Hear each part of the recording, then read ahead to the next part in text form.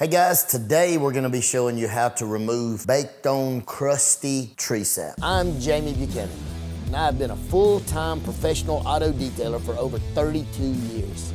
I've been paid to detail and restore everything from fighter jets to multi-million-dollar cars. Any of your buddies want you to come pick them up if you had that thing. To some of the nastiest, dirtiest jobs that no one else in the world would even touch. Oh, God almighty. Now I'm here to bring you pro-level tips, tricks, and advice from professionals in the detailing industry worldwide. But here's the deal. You need to hit the like and subscribe. It's something that your mother would really want you to do.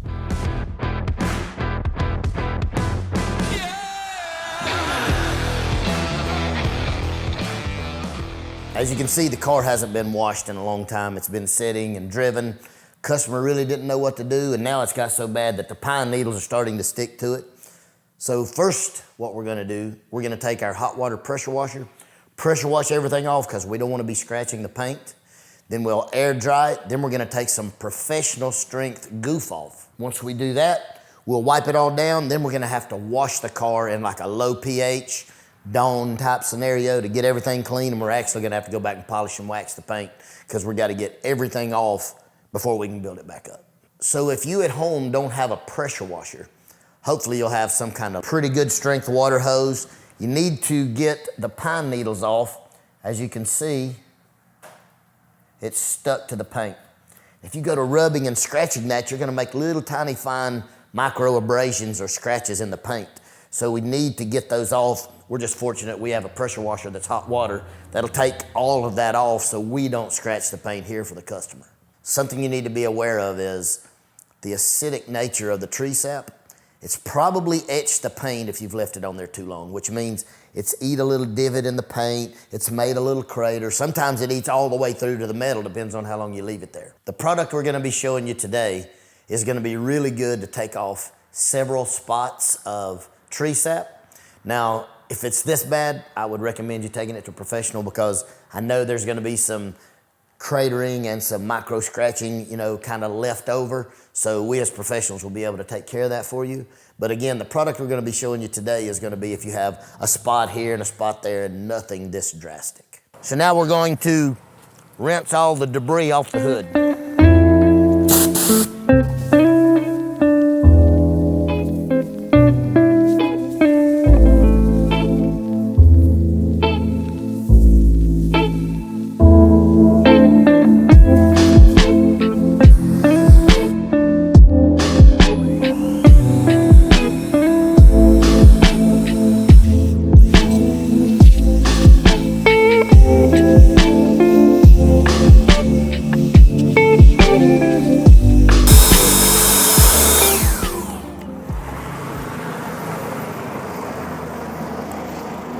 That was some of my fans trying to take a picture. So now I've just got a terry cloth towel. I've made sure that there's no tags in there for scratching purposes. And then of course I have my professional strength Goof off. I'm gonna actually put quite a bit on the towel so we're not digging and rubbing. A lot of times people say, what if you put that on the paint? Is it gonna soften the paint? It's not, it is professional strength, but it's not got properties that's gonna soften the paint. What we're gonna do is I'm gonna actually put a lot on the rag to saturate it. So when I'm rubbing, I have some basic lubricity between the Goof off and the tree sap. So I'm not rubbing and digging with a little product. I'm gonna be rubbing over it so it'll dissolve it.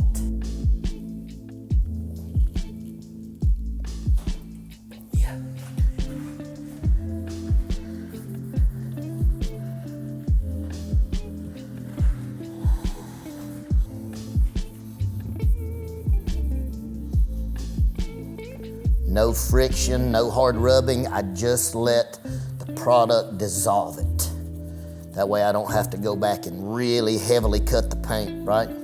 I just have to go back and polish the paint after I wash it off. So as you can tell, I keep going back to the jug and I keep getting a lot of product. The reason I do that is I don't want to scratch the paint, especially since it's black. Even though we're professionals, we can polish it or cut it. I don't want to have to go back and have to compound the paint. I just want to have to polish. I want to wash it good and polish it up to bring it to a shine. I don't want to be trying to cut out a lot of scratches.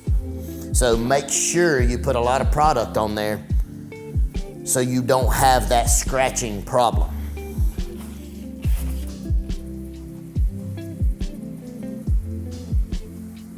You see whenever I wipe it, if you can see with the camera, you can still see the spots underneath the moisture. We won't know till we get it completely washed if it's affected the paint or if that's just the outline, and we'll be able to polish it off. We'll know more. Like when you look at it now, you can see them in the paint. We'll see if we can polish that off or not, if we can get past it. The longer you leave it on there, the worse it is.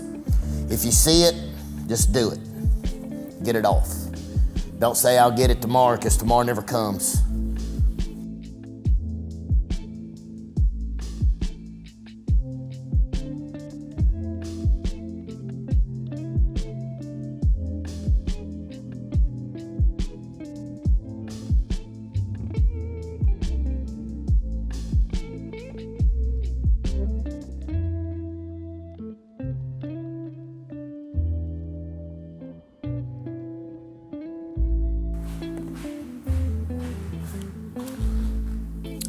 You're gonna see where I'm at now. I got some 90 proof alcohol that we clean glass with. I'm gonna wipe this thing down just to try to get my smear off. That way when I go to wash it, it's not as bad to wash. It's gonna be a little easier to wash.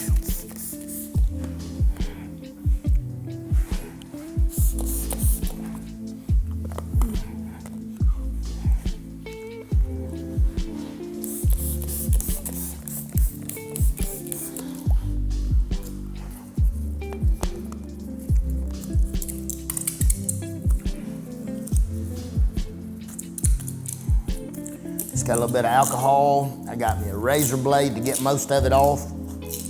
Then we'll kind of see where we are. You can see it kind of busting up and moving on and getting out of the way, but some of this is mold as well. That's why it sounds so rough.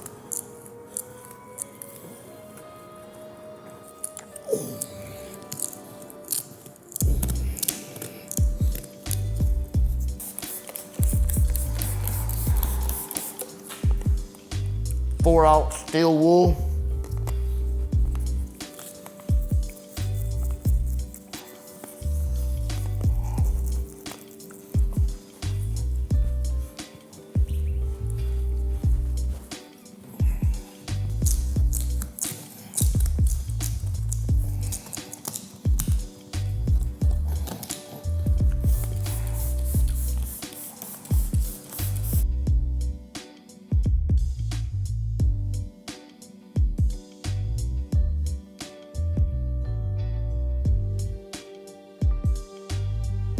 We've got all the sap off here, but there's a lot of white spots. We call those hot spots. It's acidic, right? Acid's hot. So the acidity level has actually bleached the paint. Now we're gonna wash this thing down good in Iron X and low pH. Then we're gonna go back and try to polish it and see what we can do with the hood panel.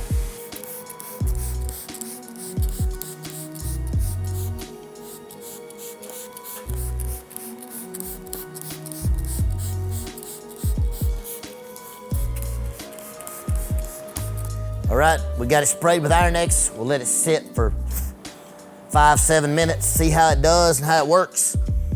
Then we'll wash this off. Probably clay mitt it just to make sure. I mean, there shouldn't be anything on it, but we'll clay mitt it just to make sure.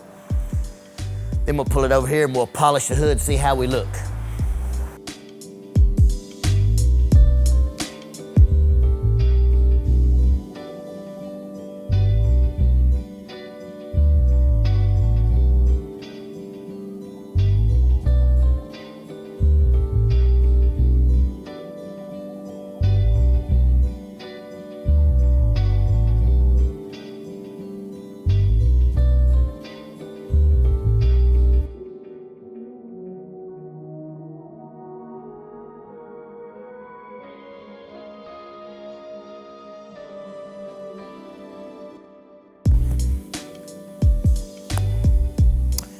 A lot smoother than when it came in.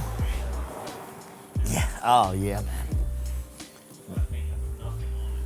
Oh no, doesn't bead, nothing. There is nothing there. This is what we do when we ceramic one, right? Or we wax one. If you'll spray Iron-X on there and wash it, it cleans everything. Like you're waxing only the paint, which means it's gonna last a lot longer too, man.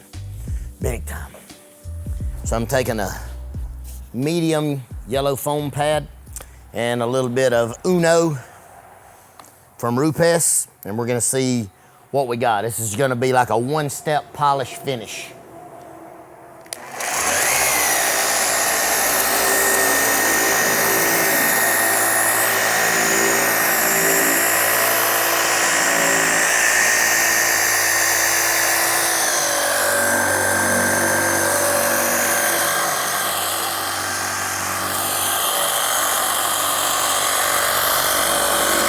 It's gonna shine it up, it ain't gonna cut them out. You'd probably have to heavy cut the hood to get it out.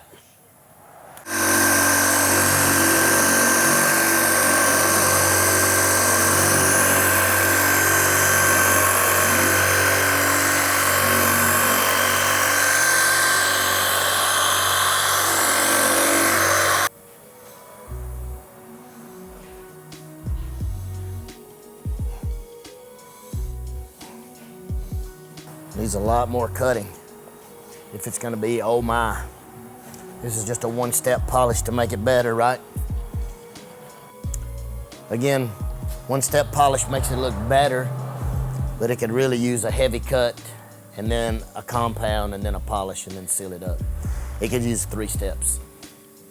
So we have professional goof off for the win, and we actually went and did a one-step polish on the outside of this thing. Look, the customer set the expectation with the budget that he had. We worked within his budget and parameters. We could have done a 3-step on this and made it look like a brand new car. But the customer wasn't wanting that. He was wanting it fixed and protected, so that's where we went with it. Hope you enjoyed the video. Hope you liked the video. Listen, there's a lot more where this came from. For professional tips and tricks, please give us a like, share, subscribe. Definitely comment, because we love the comments and we love to respond and maybe even make the comments into a video.